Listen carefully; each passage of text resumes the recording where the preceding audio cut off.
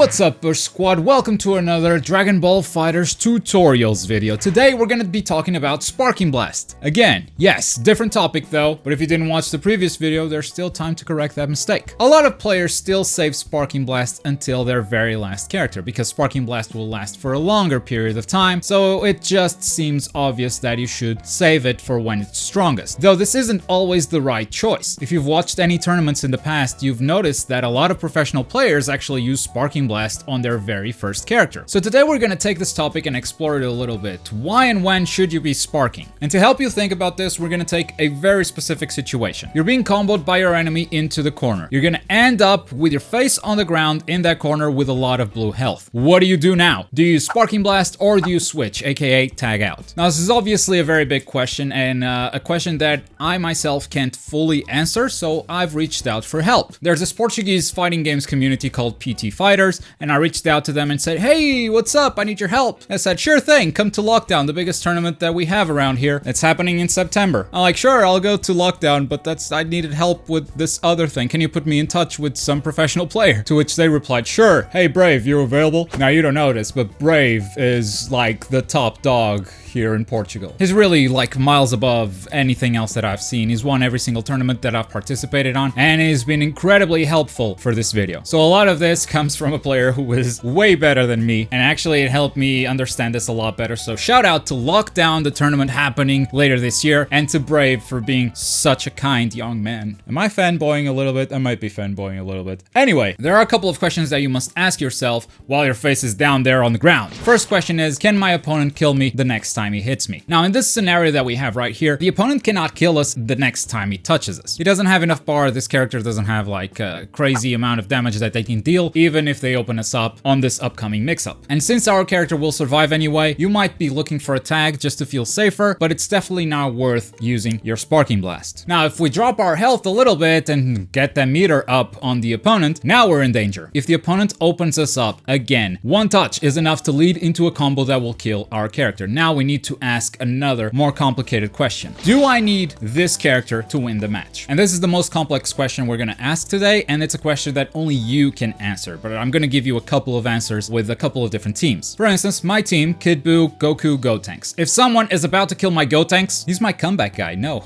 that can't happen. Sure, my Kid Buu and Goku can do stuff together, but I really rely on Gotenks for those 1v3 comebacks. So no, please don't kill my Gotenks. If my Gotenks is in that situation, I'm gonna spark. At the same time, Brave, who also runs Gotenks on his team, he doesn't really mind losing Gotenks. In his eyes, Gotenks is only there to build meter, so if he's already built some meter during the match and is about to die, Brave will gladly sacrifice him. He will try to tag out instead of sparking to save the character. Now, you put Cell in that same situation and Brave is like, oh no, I'm not losing this guy. So as you can see, like the same character in two different teams, two different players can mean different things. There's no one answer that is right for every single one of you out there. You have to think, is this character required for me to win this match? I'll give you another example. Goku. When we talk about Goku, we need to talk about his assist as well. I get a lot of work done with Goku's assist, be it in the Kid Buu block string or just to control the neutral game. As soon as an opponent uses both jumps, I know they're gonna land, I'm gonna call for Goku, and that's gonna force them to block, allowing my Kid Buu to just dash forward and initiate my own pressure. So, if I think I'm gonna need Goku's assist to win the neutral, then I might spark with Goku in that corner. Even if it doesn't have that much blue health, even if after sparking, he's still one touch away from dying. Because if I get him out to the assist position, he's still gonna do a lot of work as an assist. Now let's switch Goku with Bardock. He doesn't have a lot of blue health. Even if he sparks, he's gonna be one touch away from dying. Is it worth sparking for Bardock? Well, in this case, I would say no. Because it doesn't matter if he only has that one sliver of health or the whole blue health recovered, he's still gonna die in a single hit. So sparking is not gonna save Bardock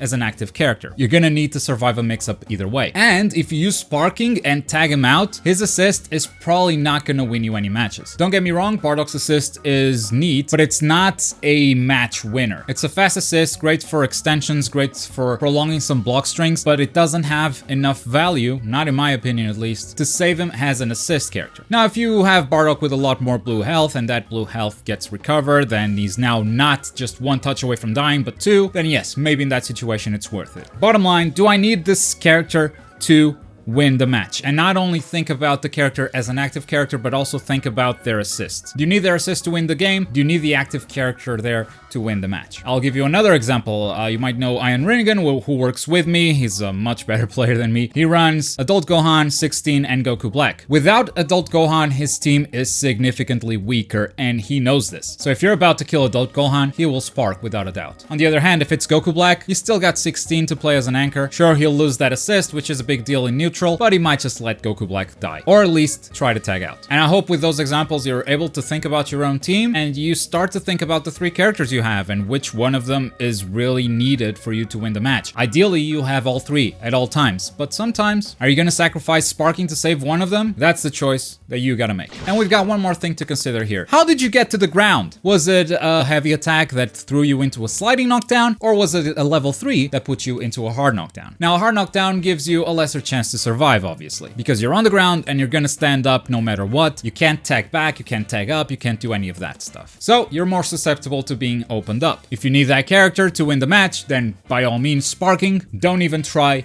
to tag out because it's incredibly dangerous. But if you're on a sliding knockdown and maybe you just want to save this character because of their assist, it's nothing that important, nothing that would make you spend your sparking blast, but you still want to save this character. Sliding knockdown gives you some tagging options. One of Brave's favorites is tagging up, jumping back, and tagging. For this tag, don't use the fast tag, because for the fast tag you need to hold forward and the assist button, and if the opponent calls your up tag, he might hit you, and that's bad. So just up tag, jump back, and hold that assist button. Worst case scenario, the opponent's gonna catch your character coming in, he's gonna snap your old character back, you're gonna lose that blue health, but usually the snapback happens on the opposite side. So if you were in the corner, now you're kind of back to neutral, because it's very hard to land a meaty medium there and keep up the pressure. You can backdash, you can jump back, you can do all sorts of stuff. Another option Goichi really likes to use instead of the up tech is the reflect tag. For this option, if you see the opponent doing an instant air dash, he's most likely gonna go for an overhead or low, and what Goichi does usually is reflect that attack and tag the new character in. From a sliding knockdown, there are a couple of options for you to tag. Obviously, if you really need to save that character, Sparking Blast is still your best option, but that's also something to consider. If it's a sliding knockdown, you might be a little bit safer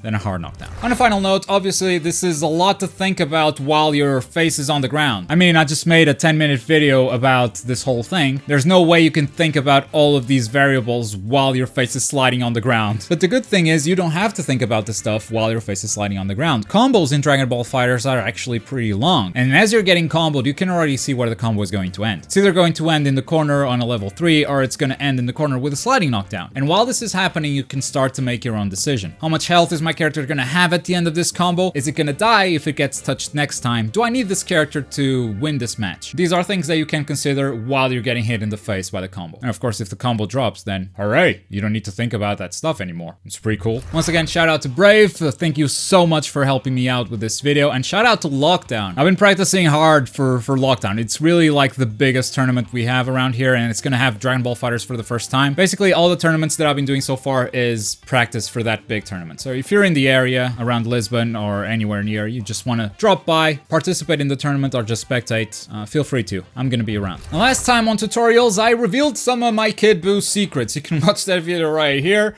to learn how to counter me efficiently. If you're in the mood for something else, there's also the video at the bottom. But as always, thank you very much for watching. My name is Globku, and I'll see you guys next time. Boy.